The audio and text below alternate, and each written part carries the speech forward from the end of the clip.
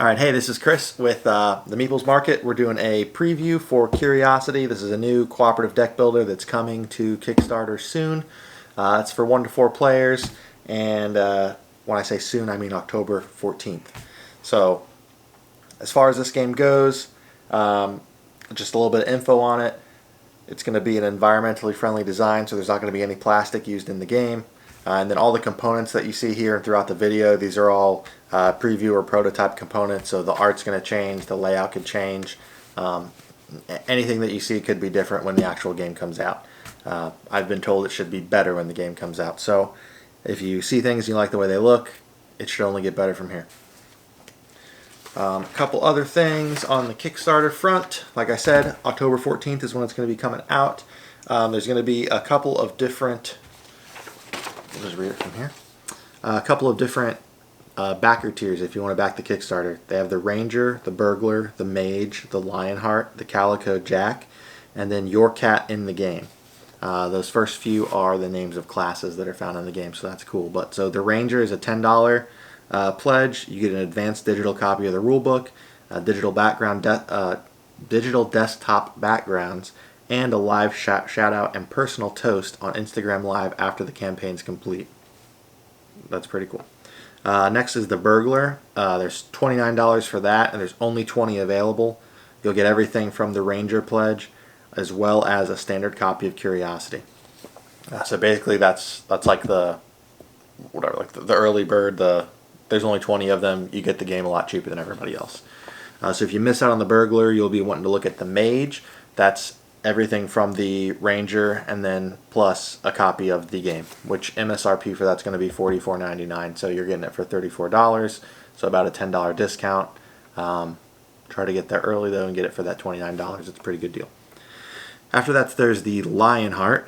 That's everything from the Ranger and Mage, so you'll get the digital stuff, the shout out, the standard copy of the game, plus Kickstarter exclusive materials, and a custom Curiosity Guardian cat toy. We have 2 cats, so hopefully you do too. And then your name will also be printed in the rulebook. Next up is the Calico Jack. That's $79. That's everything from the previous pledge of the Lionheart that we just went over. And then you'll also get a copy of Sea Shanties for a discounted price. And the Sea Shanties copy will be delivered November or December 2021. So Sea Shanties is... it's not like an expansion, or it's not Curiosity. It's another game from this designer. So you get his earlier game, plus you'll get Curiosity when it comes out, and you get the copy of Sea Shanties early, November, December. So that's pretty cool. And then the last pledge tier is the Your Cat in the Game. There's only 13 of these available. That's $199. You get everything from the Lionheart. And you also, it says that they will work with the backers at this tier to get their cat into the game as a playable class. This includes special abilities and a backstory that fits into the campaign, as well as an associated scenario. Obviously, there's only 13 of those available, so if you have a cat and you love them, you should definitely immortalize them by getting the $199 pledge for Curiosity. And that's it. It also says there could be more tiers that open up as the campaign progresses and everything, but these are the ones that you should expect to see when they flip the lights on. Then we also have some stretch goals. We'll go over those, and then we'll get to the preview. So if any of this stuff sounds fun, you know to stay tuned. Alright, so that was a quick cut. We had to bust out. We have some a quick audible got called. I have updated information on the stretch goals, so we're going to go through those real quick. And I'm reading them from my phone because they just got sent over to me, actually. So at $5,000, the game is funded. Expect your copy in the mail summer of 2022. $5,500, there's a new mechanic called Artifacts. Artifacts will give bonuses to individual players. They can be brought in the catalog or earned in other ways. And the catalog is basically how you buy upgrades in the game that'll last throughout all the different games. $6,000, there's a new game mode called Trials. Test your might as you plunge deep into the catacombs to unlock special content.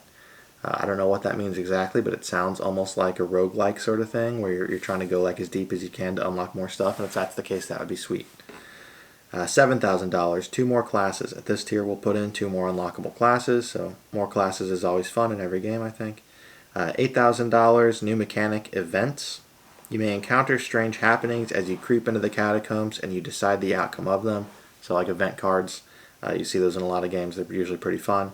They're fun to talk about. Hey, should we do this or do this?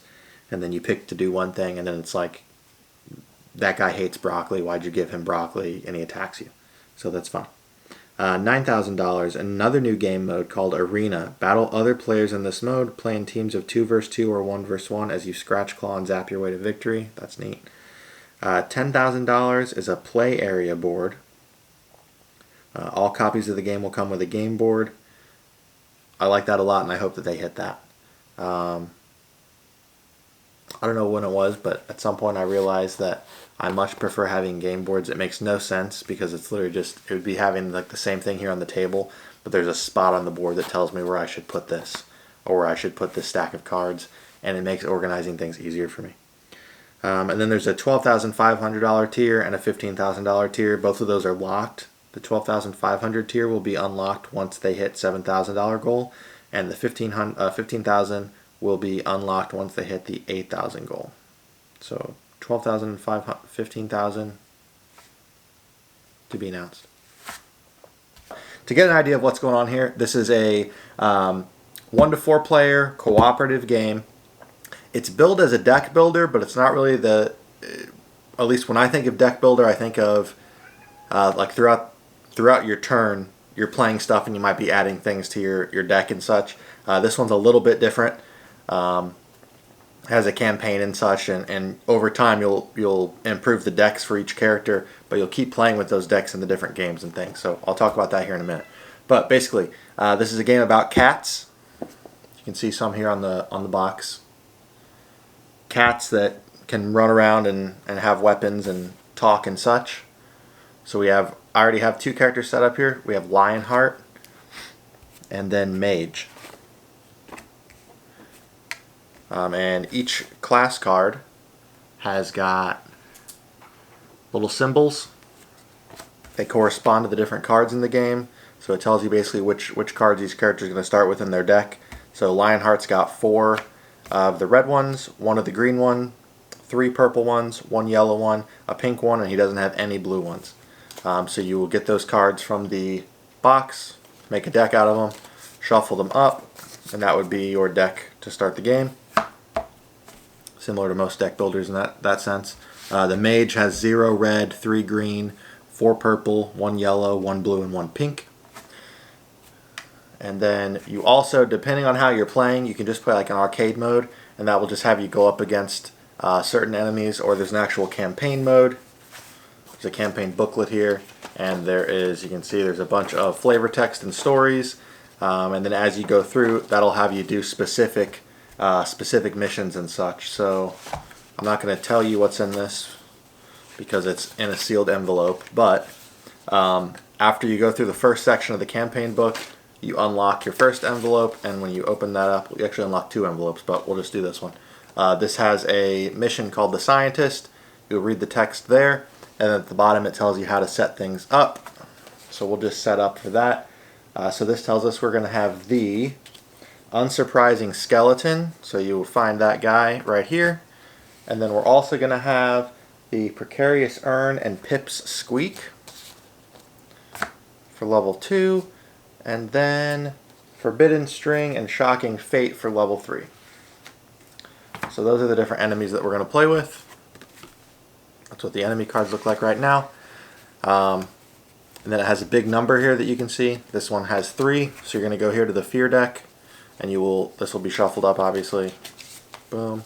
Grab 3 of those, and then you're going to flip them face up onto that section of the card. So what you get is something that looks like that. In the 2-player game, you ignore the bottom. You just only focus on the top row of icons. But basically what this means here is that in order to clear this Fear card, you would need to play cards that match the icons. Those are the same icons that we saw on the character sheet that are inside of your deck. So as you defeat those cards, they'll get removed. Once you defeat them, you'll be able to draw from this deck over here. This is like a treasure deck. It has gems in it. and then you'll get those into your inventory basically. And then at the end of the missions, you'll be able to spend your gems and such on upgrades. We got a little Clowder thing here that has your group's name on it, and there's different upgrades that you unlock. You fill in the blank, like fill in the circle, like those little tests you used to take in school, and then whatever the next unfilled one is would give you. So you'll have like bigger hands, bigger hand size, reduction to the cost to buy stuff, bonus trophies, additional cards. It's basically going to just improve everything throughout the game as you unlock those. And then on top of that, you can get abilities that play and let you do different actions. So that's the cool part about the gems. So as you go through, you keep removing them, and then eventually you'll get down to where there's no more cards left, and then you would just have the icons that are printed directly on the monster's card.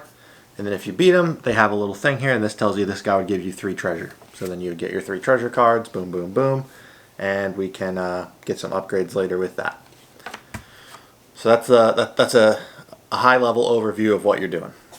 As far as how we go about defeating those monsters and getting rid of these fear cards, your hand size to start the game is 4. So I would have 4 cards in my hand. You can see they're different colors. So I have 2 red, a pink, and a yellow.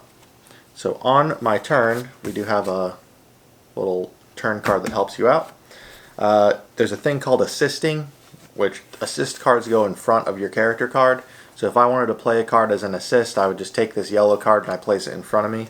At the start of the game, you can only have 2 cards in your assist pool at a time, but then as you upgrade, you can get like a larger pool. So eventually you can have more cards out in front of you. That's important because, just as an example, my character doesn't have any access to the blue gem, or the blue powers here, and the mage has 1. So maybe the monster out here, the mage can't beat, but it does need 1 blue, we'll say. So the mage can put that blue out on their assist, and then on my turn, I'm able to use the card from their assist on my turn. That card still stays with them into their discard pile, but it would help me do an action that I otherwise wouldn't be able to do. So you can play a card into your assist. You can, like I just said, attack the fear card essentially. So this one, if I had a green and a purple, or those cards were out on the assist for the teammates, you would discard those cards to whoever owns the card's deck, and then get rid of that card. At the end of your turn there, you also will then refill your hand back to 4. Okay, beautiful. At the start of your turn, you're allowed to take cards that are already in your assist pool and discard them. So it's kind of a way to cycle through your deck. Even if maybe you know that the team doesn't need the card right now, you can still put it out on the assist just in case something comes up that they do need, and then move it to your discard. The issue with cycling through your deck, though, is every time you do need to draw from your deck and it's empty, you would then take your discard and reshuffle it, which if you know deck building games, that's normal. But you will also take one of these catnip cards, which is like the junk cards in the game, put that into your deck, and that's going to get shuffled up too. You can spend your gems and stuff to get rid of the catnip cards in your hand. If you ever get a full hand of catnip cards, though, you go catatonic. I love that. And you won't be able to take actions and stuff. So obviously you don't want to do that. So the more you go through your deck, the more you're putting bad stuff in your deck. To get rid of the bad stuff, you have to spend your gems, which are also your currency. So it's kind of like you want to be smart about how you're playing it. And that's that. So you go around. At the start, you'll also deal out, if you're familiar with like Aeon's End, that's what it reminds me of, kinda. Initiative cards, shuffle them up, and then give each person an initiative card, boom, boom, boom. And so you can see the mage got 1, the monster got 2, and then this character got 3. So that would be the turn order for the first round, and then it rotates after each round is complete. The guardians here, the enemies, they have, each one has their own abilities that makes them play a little bit differently. That's cool. And that's that. So you go through the turns, you go on the enemy's turn, they have a set amount of damage that they do. and basically that means that they take cards. The damage they deal goes to that loot deck or the treasure deck that I mentioned earlier. So the skeleton here, he does 2. So you would get rid of 2 of these treasure cards. The reason why that hurts is because just like the player deck, if the treasure deck ever runs out, you then reshuffle that discard and you add in a catnip card to that as well. So then in the future, what that means is I just killed an enemy, and perhaps I draw from this deck and I end up drawing a catnip card, and that would go into my discard pile, which is then filling up my deck. And the reason why all that's important is because if the catnip deck is ever empty, then we lose. And that size of that's variable depending on how many players are in the game and such. So that'll always be different, but you don't want the catnip deck to run out. And it's kind of like this compounding thing where the more stuff you do, the harder it's going to get and the closer you are to losing. So you got to keep up with that. So that's that. As you go through, again, we'll say we got rid of all these fear cards. We played the cost to defeat this guardian. I mentioned in the beginning that we had already set out 2 other sets. So the first round, there's just that one guardian. And then on the next one, though, we would have these 2 that come out. Same thing. The urn has 1, so we would take one of these fear cards and throw it on top. Pip's Squeak has 3, so we would take 3 cards here, put those on top, and then we would deal out these initiative cards again. Same as before, boom, boom, boom. They get thrown out. And then there you go, you have your turn order again. When you're fighting multiple guardians, you can attack either one that you want. And then they'll each have their own stats and such. So the Precarious Urn, it does 5 damage to the loot deck, and Pipsqueak only does 2. But the Urn says if this guardian is not defeated by the end of its turn, it is defeated, but players receive no loot. So basically, you need to... It only has 1 fear card on it, but you need to get this thing cleared off before its first turn, or else you're not going to get the loot that it gives you, which is 5 loot. So, excuse me. So yeah, so that's a pretty big deal. Like I said, each guardian there plays a little bit different. Once you complete it, you finish, you kill all the guardians, then you would go back to your mission card, the scientist, flip it over, and there's a conclusion section. Read through that, and then at the bottom it has rewards for you. Gain of ferocity, that's the stuff that lets you mark off those little boxes to increase the stuff like your assist pool or your hand size and such. And then unlock 2 icon cards. So back here in the box, let's see if we can get them out real quick. Got everything separated. There are, just like the cards that we had in our starting hand, there are more that have 2 icons. There's also some that have 3 icons. So defeating this would then let us add one of those 2 icon cards into our deck, which is pretty nice. And then you also unlock a new class. I won't show it off completely, but there's a battery on the back. So the new class will have his own new ability, his own set of starting cards. And that is that as you go. Once you've unlocked him, you can play him in arcade mode or in future games. You're allowed to switch characters out in between campaign missions and everything.